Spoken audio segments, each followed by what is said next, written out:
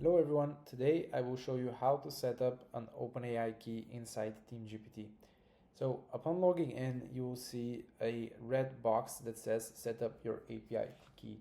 When we click on it, you're going to go to the model settings page from where you can add a new connection to OpenAI. Before we do this, you need to go to the OpenAI platform and create an account. After you have created an account, you can add a couple of dollars in credits in order to test out the functionality. You do so by clicking add to credit balance and adding a couple of dollars and choosing your payment method. Then click continue.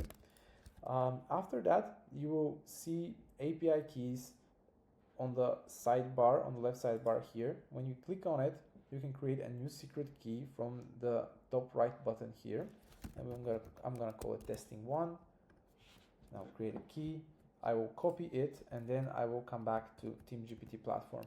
From here, I can create a custom connection name. For the sake of this tutorial, I'm going to call it testing tutorial. And I am going to paste the key.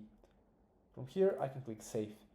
The models you see here actually depend on the tier of the API that you are on the OpenAI platform. So if you're a tier 1, just like me, you will see similar models, if not the same. And if you are tier 2 or above, you will see some additional experimental models that are beta version or models that have not yet been deprecated.